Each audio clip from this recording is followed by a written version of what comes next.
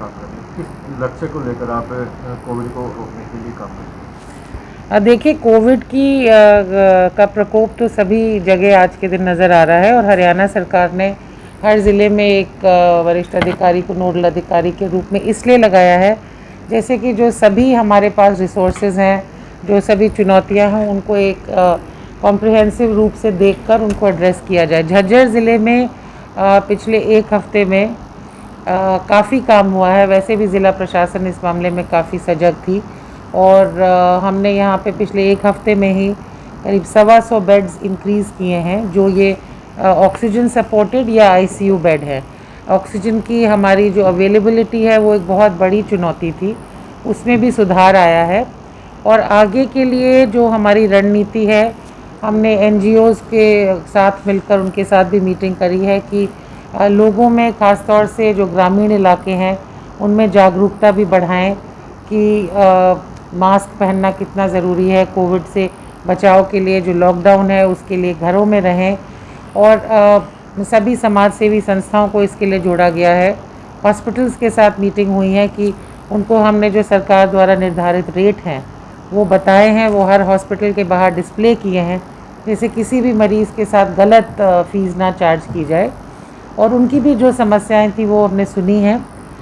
आगे के लिए डीसी साहब ने जो सब आवश्यक वस्तुएं हैं उनके रेट फिक्स कर दिए हैं और उन पे भी निगरानी रखी जा रही है, जैसे कि पब्लिक को किसी किस्म की तकलीफ़ ना हो।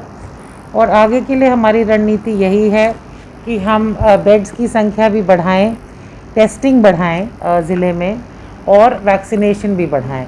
तो ये तीनों चीज़ें हम साथ लेके चल रहे हैं।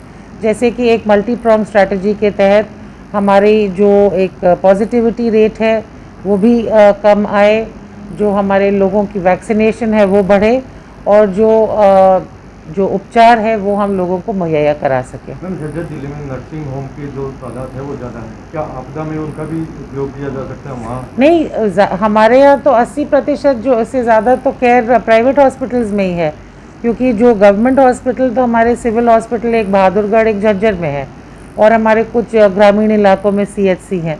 तो अधिकांश बेड्स और व्यवस्था हमारी प्राइवेट सेक्टर में ही है और प्राइवेट सेक्टर को भी हम उतना ही सपोर्ट दे रहे हैं। अब ऑक्सीजन का अगर हम वितरण देखें तो अधिकांश ऑक्सीजन तो हम उन्हीं को सप्लाई कर रहे हैं। तो ये एक भागीदारी है, इसमें प्राइवेट और पब्लिक को हम अलग नहीं समझ रहे हैं, क्योंकि अभी जो चुनौती है वो सबको मिलकर ही सामना करना है और हमें प्राइवेट सेक्टर हॉस्पिटल से भी पूरा सहयोग मिल रहा है।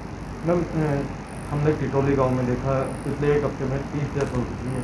झज्जर जिले में भी लगातार जो है वो गांव में बुखार की समस्या है, तो उनको रोकने के लिए क्या प्रयास किया जाए? जैसा कि मैंने कहा कि ग्रामीण इलाकों में हम अब अपनी टेस्टिंग भी बढ़ा रहे हैं, क्योंकि पहली चीज़ तो जागरूकता, जिसके लिए हमने एनजीओज़ को भी इन्वॉल्व किया है, क्योंकि गांव में अक्सर इतनी अवेयरनेस ही नहीं होती कि टेस्ट कराएं, तब तक मरीज़ की हालत ही बिगड़ जाती है। तो वो अवेयरनेस भी हम समाज के माध्यम से करवा रहे हैं। टेस्टिंग भी जो हमारा फोकस है कि हम 50-50 लगभग 50% जो टेस्टिंग बढ़ा रहे हैं वो रूरल एरियाज़ में बढ़ाएंगे। अभी तक अधिकांश टेस्टिंग अर्बन एरियाज़ में हो रही थी, क्योंकि डिज़ीज़ का स्प्रेड अर्बन एरिया में ज़्यादा था। और सिमिलरली हम वैक्सीनेशन भी, और जो हमारे ग्रामीण पीएचसी सीएचसी हैं उनमें भी मेडिकल फैसिलिटीज़ अपग्रेड कर रहे हैं। हम लॉकडाउन की पालना के लिए आप लोगों को क्या कहते हैं? लॉकडाउन तो मैं समझती हूँ अपने ज़िले में अच्छी तरह से इम्प्लीमेंट हो रहा है। हमने भी राउंड लिया था, डीसी साहब, एसपी साहब और एसडीएम्स और अन्य अधिकारी भी देखते रहते हैं। आप लोग ने खुद भी देखा होगा कि लोगों में ने भी बहुत इसमें संयम से काम लिया है, और जो बहुत सारी एसेंशियल एक्टिविटीज़ हैं वो इस बार ही लॉकडाउन में परमिटेड हैं। जो पहला लॉकडाउन पिछले वर्ष हुआ था उसमें और इसमें अंतर है। बहुत सारी इंडस्ट्रियल और एसेंशियल एक्टिविटीज़ चालू हैं और वो भी एक बड़े निर्धारित ढंग से चल रही हैं। कोई ऐसी हमें डिस्टर्बेंस नहीं हुई है और लोगों से पूरा सहयोग मिल रहा है। Thank you.